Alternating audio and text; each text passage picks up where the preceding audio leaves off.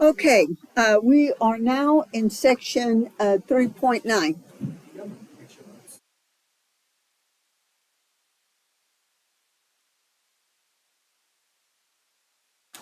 We're talking about inverse trig functions.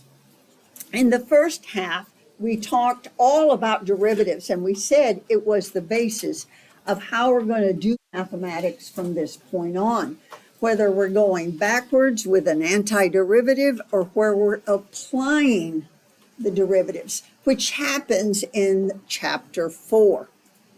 We'll have some application or usages of. The usages we've had so far is mins and maxes, but we've only talked about the fact that the slope is 0. So the derivative is 0 in order to find those x and y values. But in intent of the derivative and its multitude of usages, we will get into in earnest in chapter 4. And we'll review that again in Cal 3, the application side. Cal 3 has a lot of engineering formulas used by engineers, Green's theorem and all kinds of people, engineers who have come up with quick and dirty ways of getting a solution diameter. So there, we'll be looking at those things as you progress.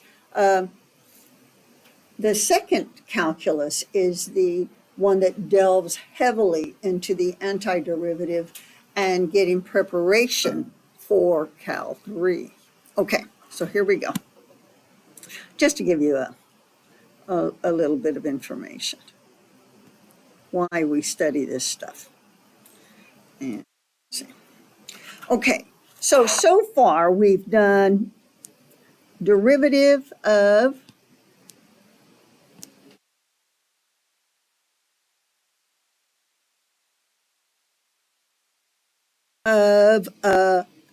all kinds. So we know that the ddx of a constant is 0.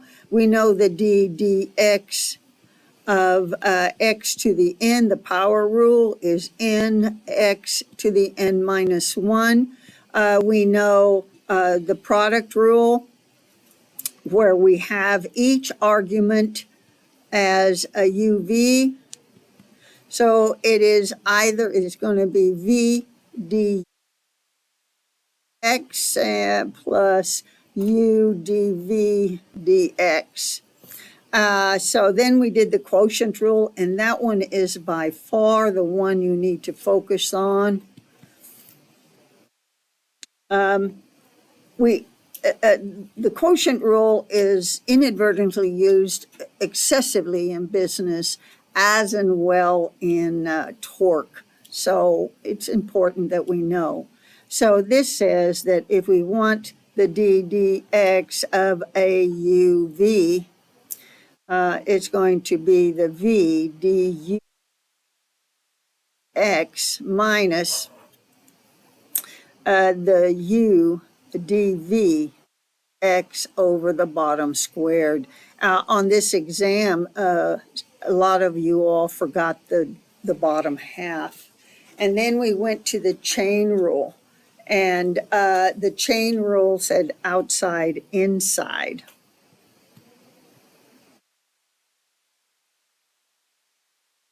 So we have an argument. So I don't remember how they had it in the book, but I'm going to do it this way. So we would have the dx of u times the du dx, outside, inside. So now we're talking about our trig inverses. And I stated that these I haven't made you memorize anything but the fundamental ones, which was sine and cosine. So here we're going in inverse functions. So what is an inverse function of trig? What is its purpose?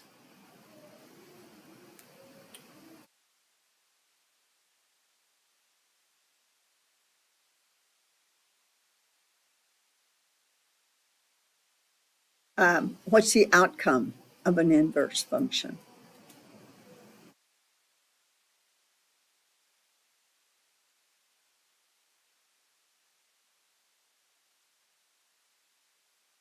And what would be the output? What? The what of the trig function? No, you're there. Thank you. All right. Okay. Let me do this because I want you to think. And doing a process because you have a formula is not understanding the process. It's a lot of it, but it's not the most important. So if I said, let's do sine inverse of, let's say, 8/19. What am I looking for? Angle. Output of an inverse is the angle, which is what an inverse is. We're exchanging the input to be the output and the output to be the input. And what we're looking for is the measurement of the angle. Whether radians or degrees is immaterial, but from this point on, it's all radian, okay? Because it's easier to graph and easier to get an approximation. Okay, so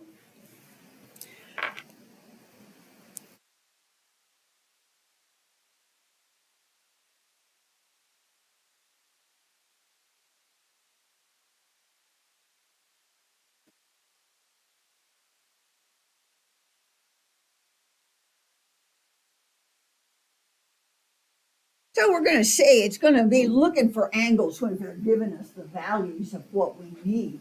And that means it has to fit, And the always careful about the ambiguous case. What is the ambiguous case?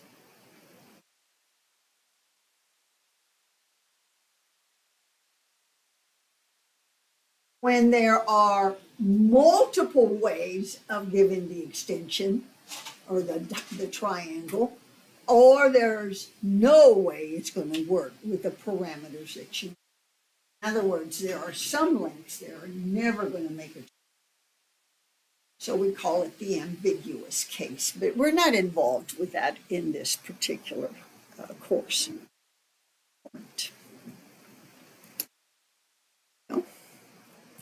So how do we write the inverse function? Well, there's two ways.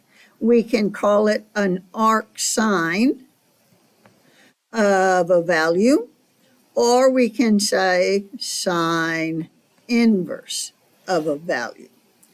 In either case, it is sometimes easier to take a derivative in the arc sine version. So you can put a little hyphen, But it all works out. So it all works out. Mm-hmm. So let's review finding these things.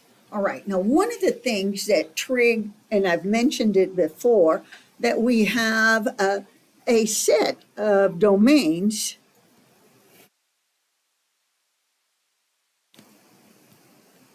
that characterize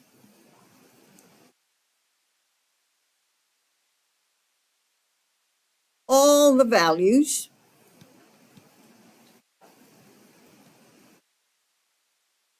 in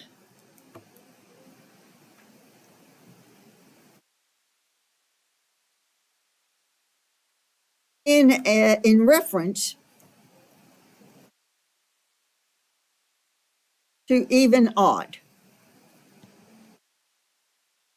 parameters. And we said that cosine has all of the values that it's going to have, all of them, between 0 and pi, because it is a what kind of function? Even. And then we said that sine can be described for all of the values of sine between negative pi halves and pi halves. And those quartile items give us those parameters.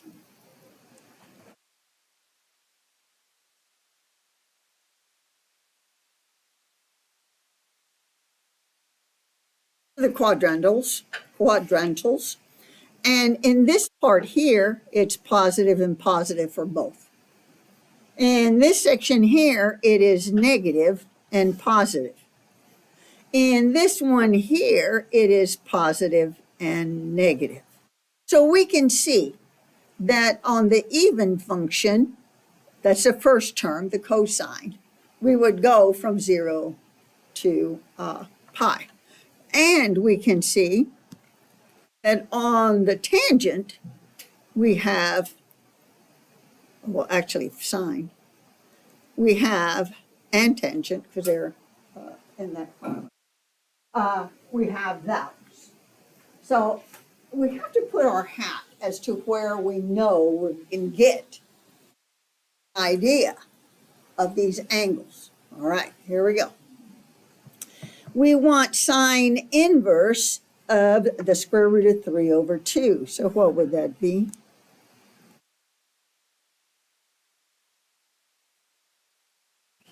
Thank you. No, sine is big. Cosine is big on pi 6. So what is it? It would be this one here. Of course, that looks like 45, but trust me, it's 60. Okay, what about this one? Cosine inverse of a negative 1/2. Well, we're in quadrant 2. What would that be?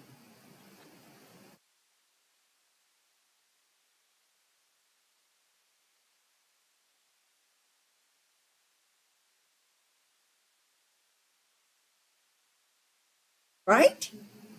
Right? Because it would coincide with the square root of 3 over 2 as the sine, but it's on this side, so it'd have to be the 2 5/3. Okay. What about this guy? Okay, now we have to think of what the cotangent is. What is the cotangent? Exactly. All right. All right. So if I want a negative one, where would it have to be? And we know it's going to be what base angle in radians is it? Pi over 4. And you're saying the answer is?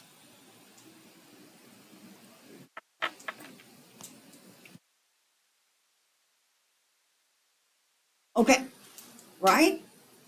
Because cosine is negative. You see it in your head? Y'all see it? Oh, good, good. Well, what if I throw you, say, now be careful. And again, reading.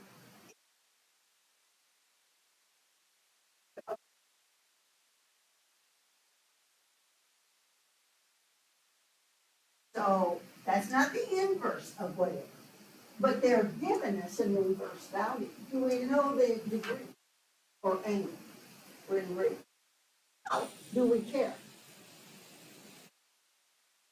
No. We don't care about that because they're not wanting an angle. They're wanting an output. So if we have 1/2 of the output, then we apply what we know.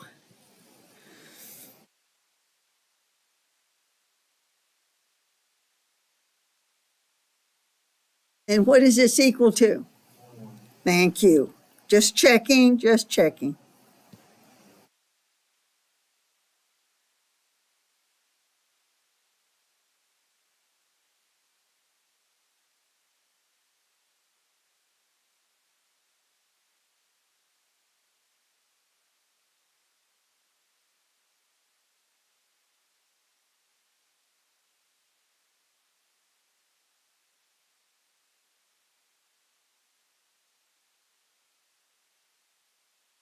I'm going to get now. Remember, your instructor writes everything because she can make a mistake, and that's always way more embarrassing.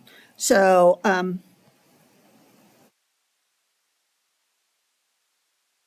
you write it any way you like. So, the outcome of this whole thing is, yes.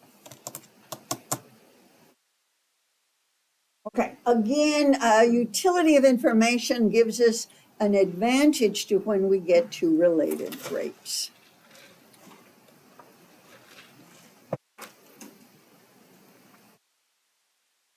We're going to take a short break here and do a derivative of a trig function. Again, what am I doing? I'm trying to get your brain to read the problem, not to act on the problem. I want you to read the problem. And here it wants a derivative. So that means that we have our little sheet, and this is simple because they are sine and cosine. Okay, so if I'm taking the derivative,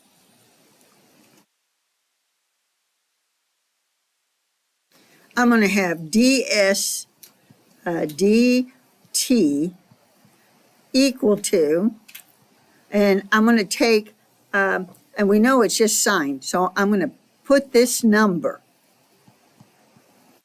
I'm going to do the derivative. This is chain rule.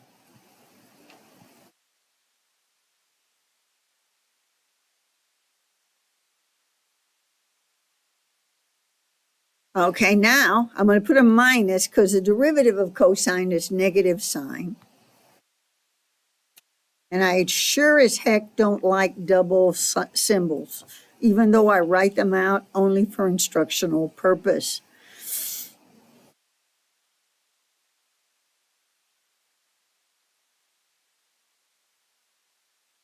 All right. Everybody see what took place there? Okay, now we're going to clean it up, of course.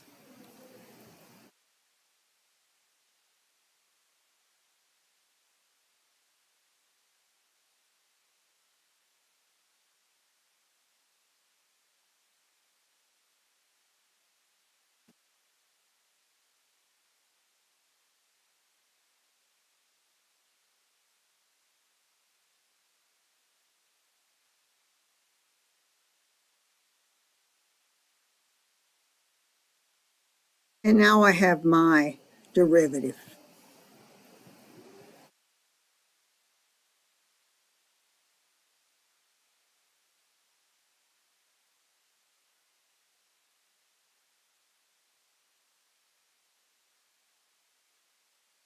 Sorry, I didn't go back up here. That's only pi.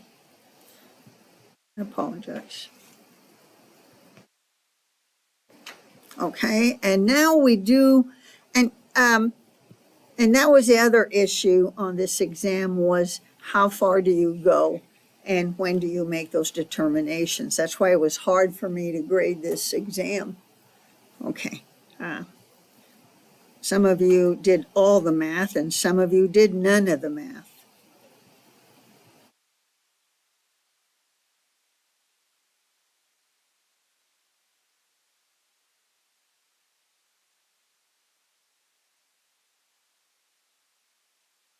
All right. Now, if you get me here, that's pretty cool.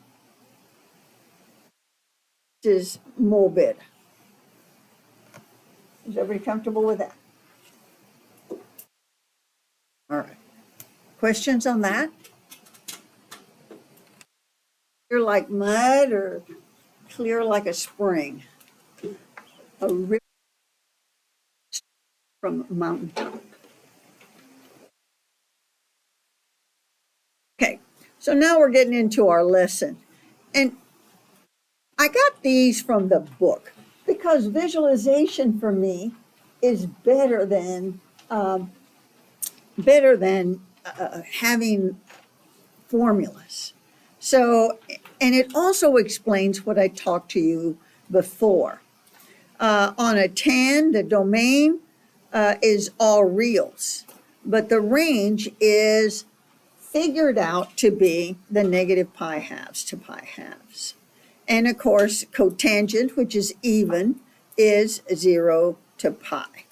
And now these are tricky, the secants, because those are humps that are made off of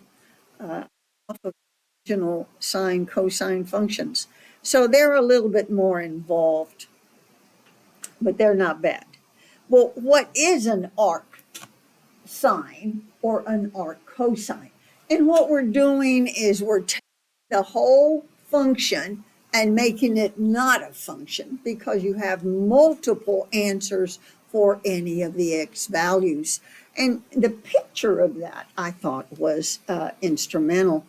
I wanted you to see why we put specific parameters to restrict the output and not go into the twilight zone, because that's too many. All right. So here is our first arc sine derivative. And what I want to do with this guy is talk about the fact that not everybody remembers this by rote. To do any inverse trig function, you can use your table. Make sure it's on your card. This exam is strictly online. And because there's just too many formulas, you'll hate me forever. Okay, is everybody comfortable with that? So start your little list of this stuff, which is why I gave you that. We notice it's even because there's no negative on it. And it's funny, it's 1 minus x squared. Well, that's the Pythagorean theorem, guys. No mystery there. None. So only we're taking the square root because we have sine. Does everybody see it? Everybody. Okay. Well, the arctan is, again, fascinating because it is odd, like sine, and it is from negative pi halves to pi halves. And this was in the textbook. And I put it on here so that you could see the physicalness of what is transpiring. Okay. Output to the input. And interestingly enough, because we're focused on sine on a tangent, it's the top part of the tangent is sine. We have the reciprocal of 1 over 1 plus x squared. 1 over plus x squared. Now, once we get past sine, cosine, and tangent and cotangent, it's really weird because of the need to have absolute value included. And that was on the arcsecant.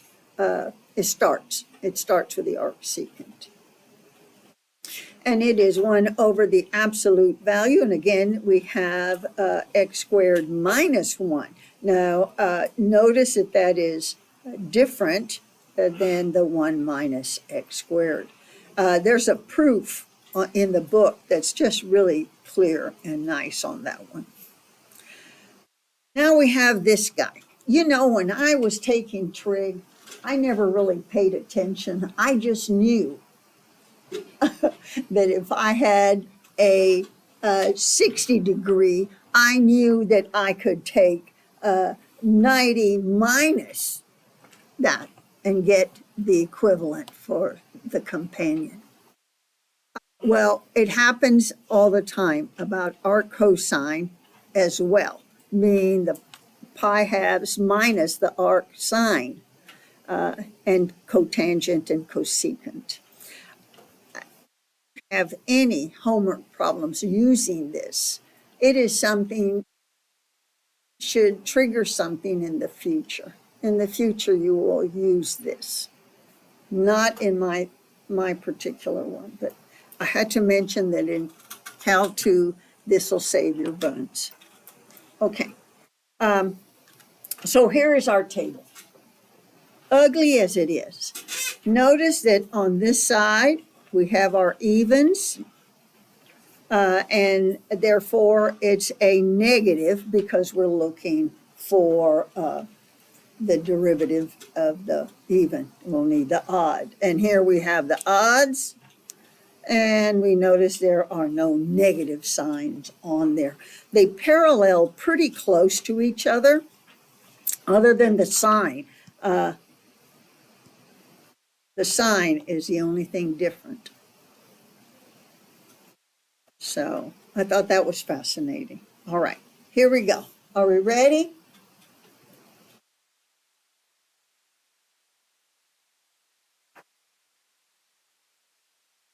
Okay. We're going to find the derivative, and we're using our rule. And I'm going to have my rule here as well because I printed one out for myself to make sure I don't mess up. So this is going to be one of the what? Chain rules? Because we've got an argument within the inverse.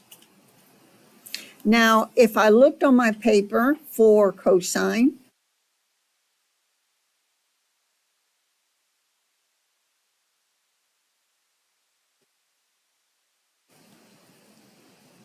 the reciprocal of the square root of 1 minus the x squared. And you see the caveat that the absolute value of x has to be less than 1. And of course, we know we can't have a sine or cosine larger than 1 unless we have a multiplier in front. So here we go.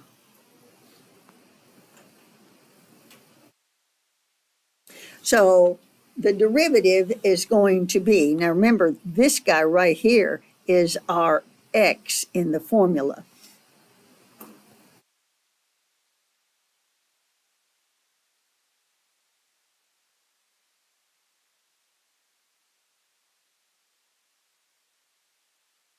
And now we're going to take the inside, which is 48x to the fifth. Does everybody agree with that? Okay.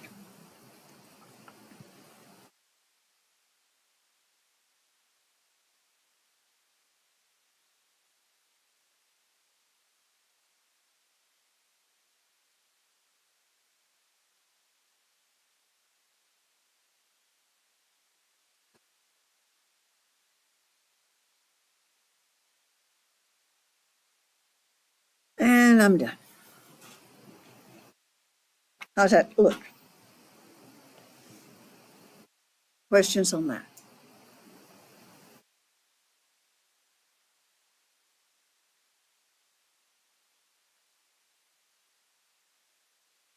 Okay.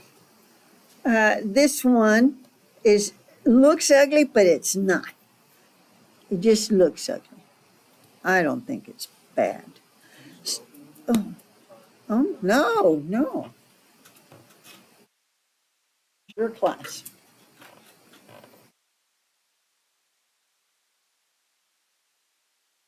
I'm sorry.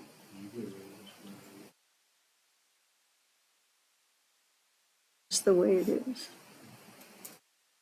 Don't make extra work. But yes, I appreciate that. On this guy here, we're going to take the derivative, and we're doing cosine, which is what I did up here.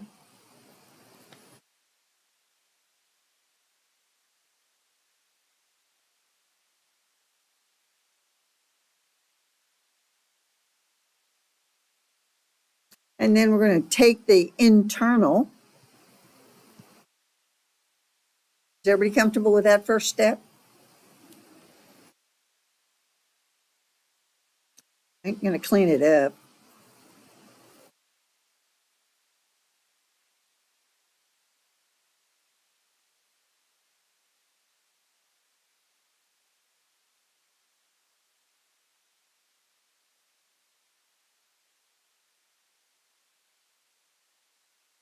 I have my negative. Questions on that one?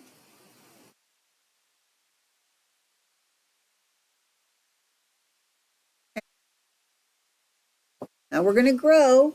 Okay, we can't keep it just this simple all the time. I know, I know. Can I give you an instance of usage on the next? No. Is it going to happen for you in future? Yes. Okay. Now, cosecant,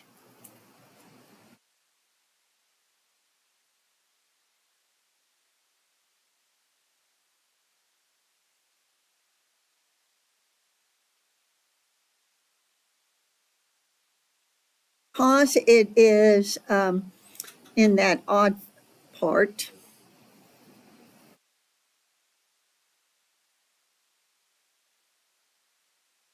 okay, just looks ugly. Here we go. So our cosecant is negative 1 over the absolute value of x times the square root of x squared minus 1.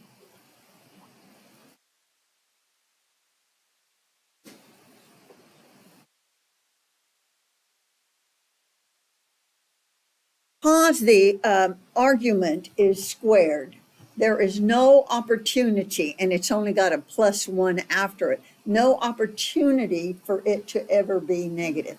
So we do not have to put the absolute value bars. Is that okay with everybody?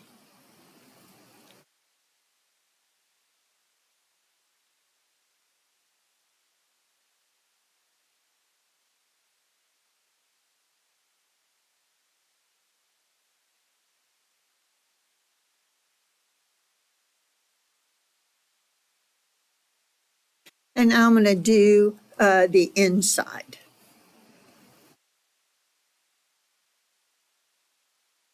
Is everybody good with that?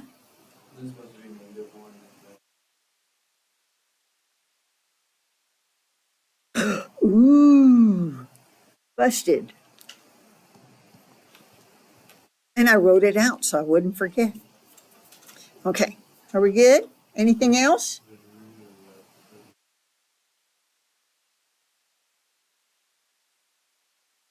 And it would only be 8x. Look at you.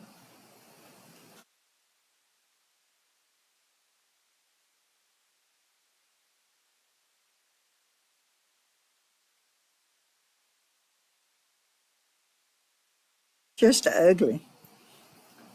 Easy to make a mistake, as your instructor is always prone to.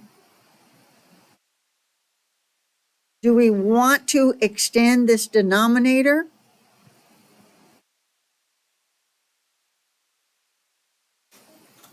Do we?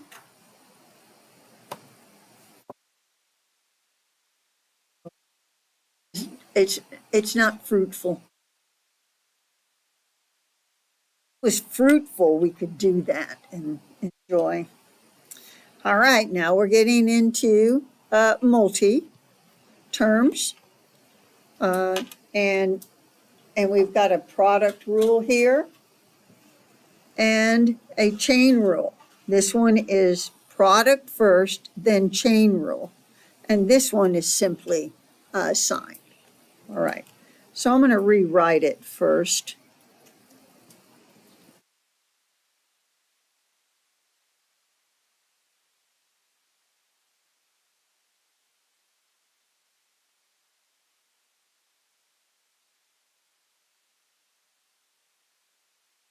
Um, each of you, some of you are very elegant, and you do the second times the first, and then the first times the second. And I'm just going to go along the line.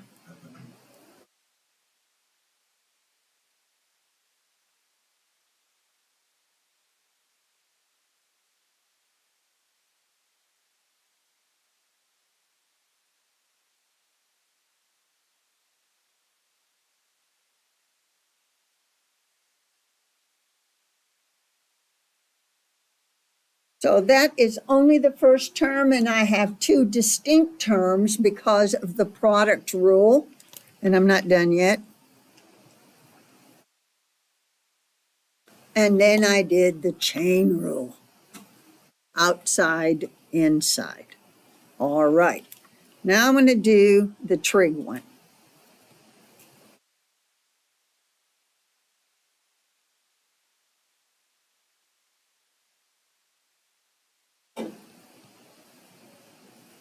How are we doing? ¿Está bueno? Okay. Now we're going to clean it up. Now, at this level, there are some concepts that some of you will readily see and some of you will not readily see. Does not mean accomplish it, okay? With a little encouragement on my part.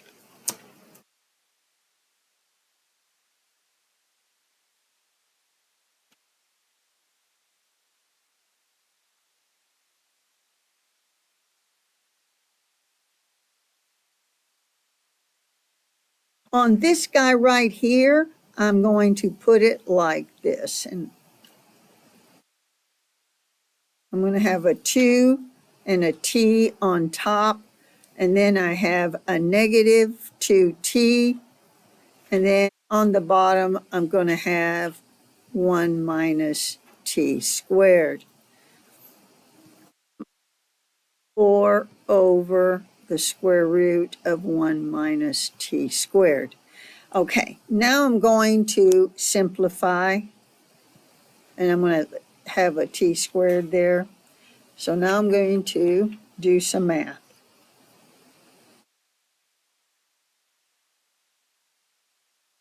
I'm going to convert this guy to have a denominator of this. Well, this is going to be what? Well, I'd have to have a square on the top to get this on the bottom.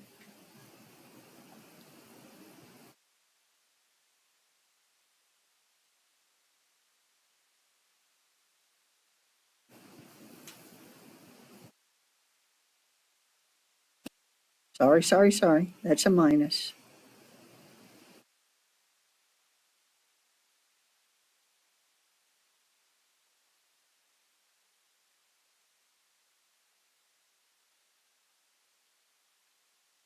All right. So I have what we know as a common denominator. So I'm going to combine the terms in my numerators.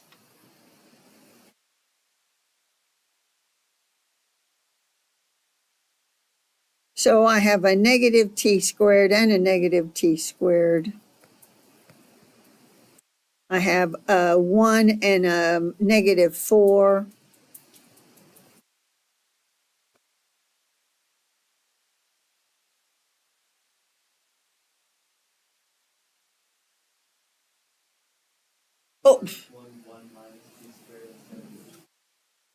Oh, good question.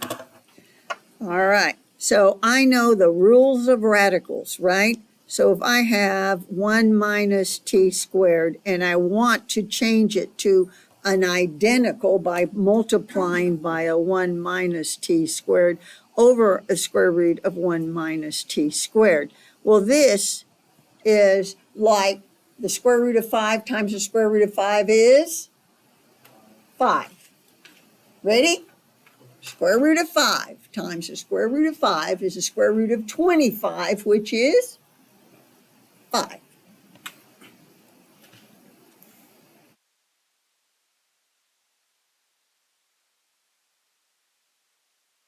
Good question.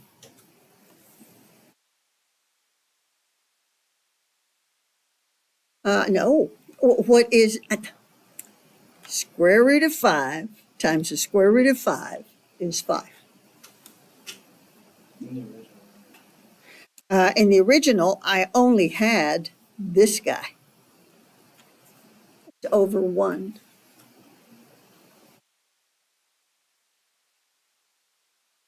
What else?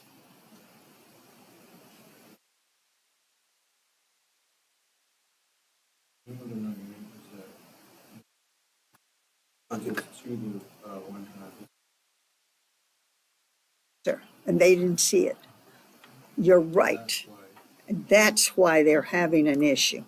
Oh, thank you for making it clear. I will add another line.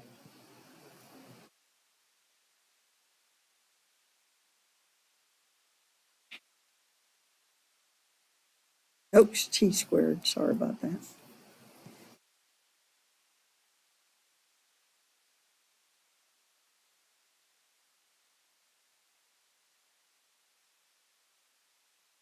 That's what happened. Thank you. Make me see what you see.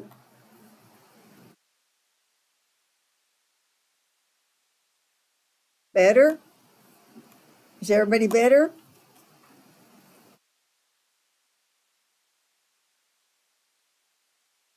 Questions?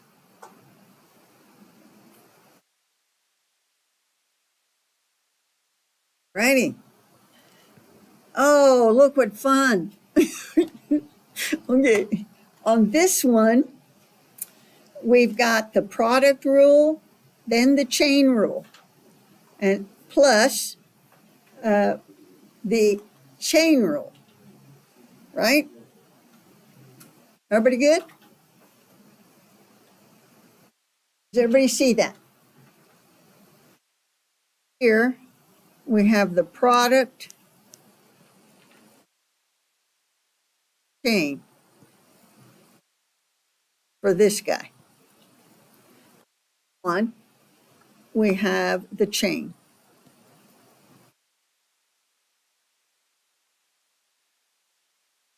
Is everybody good? Okay. Let me rewrite it.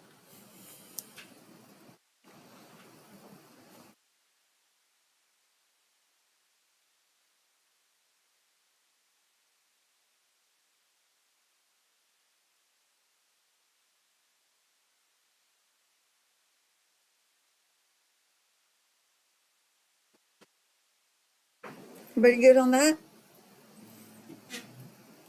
All right. And I'm going to go from left to right because that way I know where I'm going. You can do it any way you like.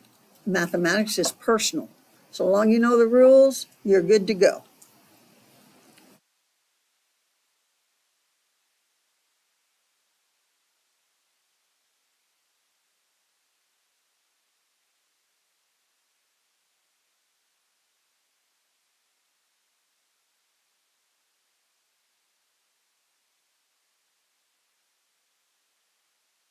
So I took the derivative of the first term times the second. Now I'm going to take the derivative of the second term, but I'm putting it in the order that I see it. So you can do it any way you want.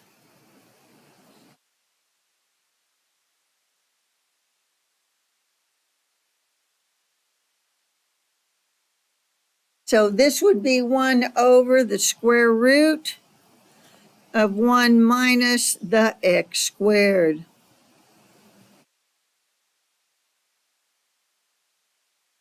Oh, sorry, I got the wrong 4x to the fifth squared. Yes, I got it.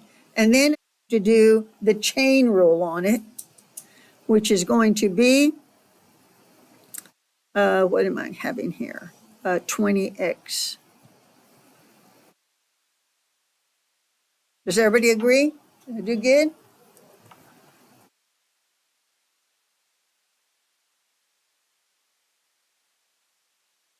Okay, are we good? Right, let's clean it up a little bit.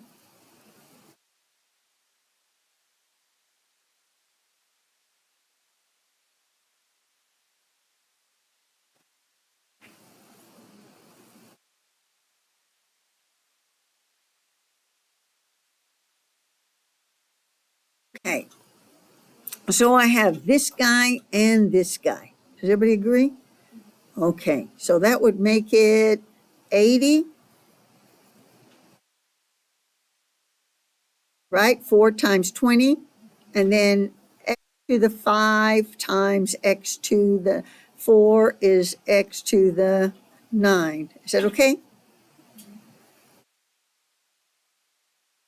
Oh, I'm sorry.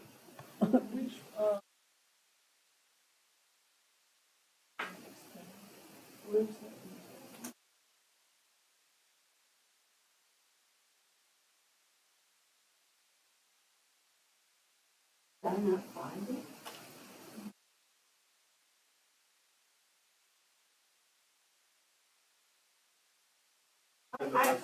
I did this. Let's see what I'm, oh, no, I got it. I'm still not done, is what you're saying. Yes. Okay, I got you. I did the first term to this times that, but I haven't done that. And I'm gonna do that before I go there, but that's okay. Sorry about that. I was so intent on the arc sign. Okay, thank you. I was lost in my world. I'm going to get to it. Let me finish this one thought. And I'm going to do this guy now. Sorry.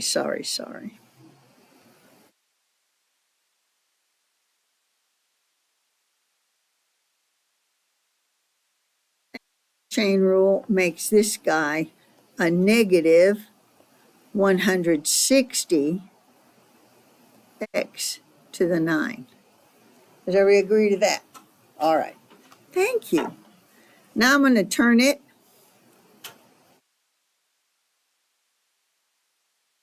Yep.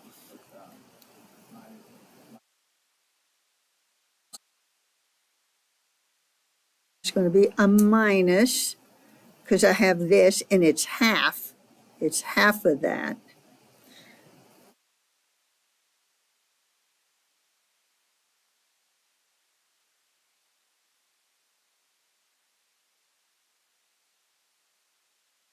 All right. Well, these two are what?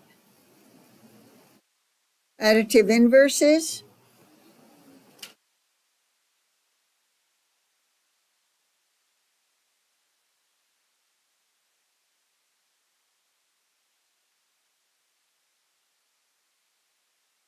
Oh,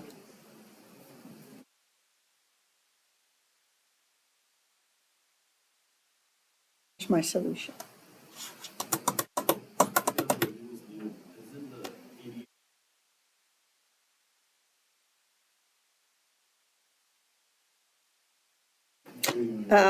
This is this way.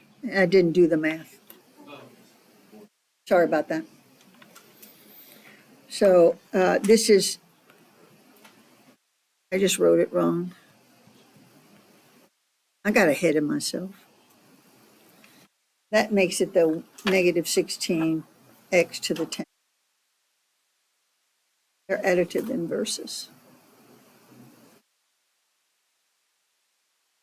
Right. Good questions. Thank you. Anything else? Okay. Yes, let me see if I had, oh, that was my last problem. Oh, yeah.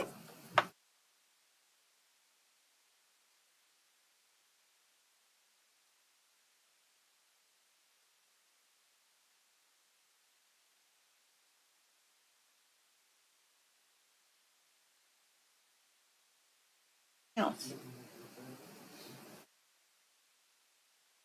Right.